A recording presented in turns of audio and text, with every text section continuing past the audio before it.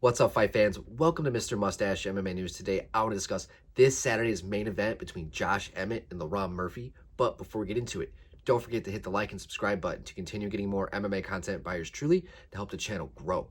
All right, guys, getting right into it. We got Josh Emmett coming back after a lengthy layoff after knocking out, flatlining Bryce Mitchell back in December 2023. He's coming back to main event against the 15-0, undefeated, I don't even want to call him a prospect anymore, but the veteran contender and Lerone Murphy. A fight, man, that, is just a beautiful main event, a striker's delight. You got Josh Emmett, the technical brawler.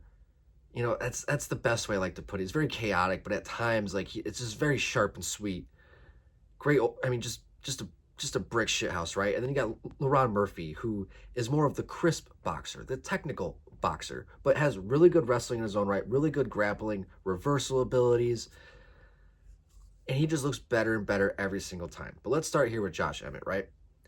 Back in 2023, December, the last time we saw him in the octagon was against Bryce Mitchell, made quick work of him, put him out pretty quickly, the first couple minutes in the very first round, flatlined him. It was one of the nastiest knockouts in, combat sports history.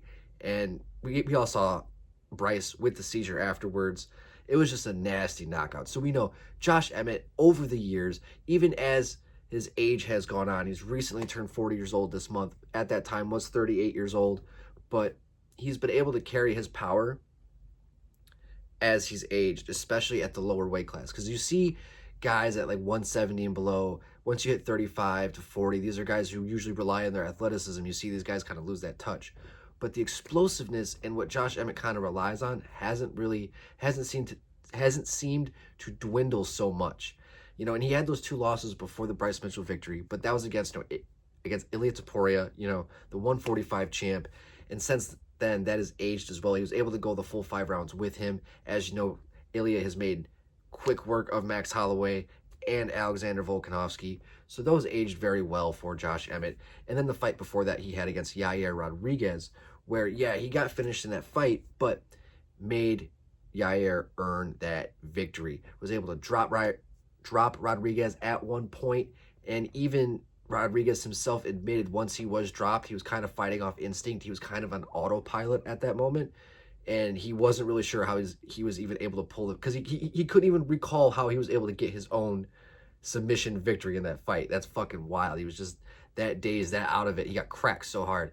So Josh Emmett, he's got, just bricks for hands, built like a brick shit house. The guy's always looking for the finish, always looking for the kill, always dangerous. He's got that right hand locked up, ready to go.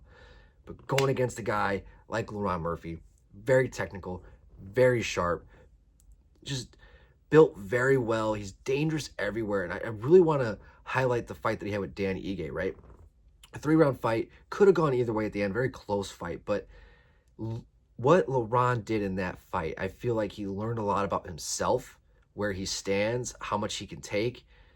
Because he got dropped early by Dan Ige in that first round, and it kind of, you could see like it just lit a fire up under his ass, and he was just able to just sharpen everything up, make it a dirty, gritty fight for Dan moving forward rounds 2 and 3.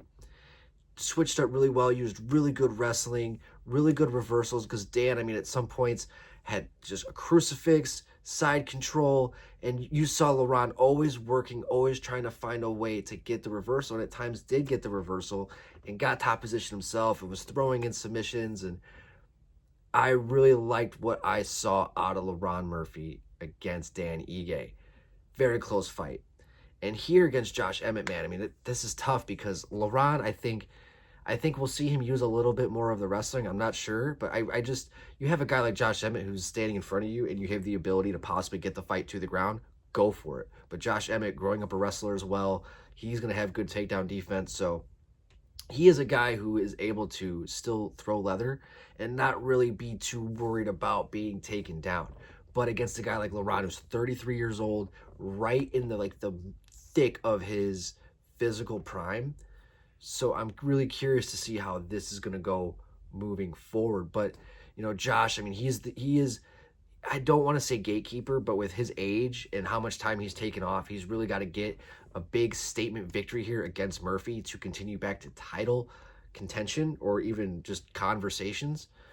And I don't know if that's really going to happen because I just, as dangerous as Josh is, it's been some time. Lerone has been active. He looks better every single time. So I think Murphy's going to get it done. I don't know if he's going to... I think early Josh is going to look... I mean, because like we've seen... I mean, this is a tough one, right?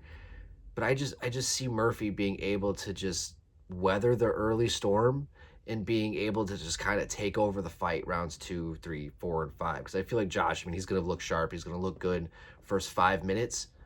He's definitely, he's had some time off, so I'm sure he's going to want to hit somebody in the face at this point. So I'm really curious to see how that's all going to play out. But guys, that's going to do it for today. I'd love to hear your guys' thoughts. Love to hear your guys in the comment section. But let me know what you guys think. But that's going to do it for today, guys. Mr. Mustache, MMA News out. Let's fucking go, fight fans.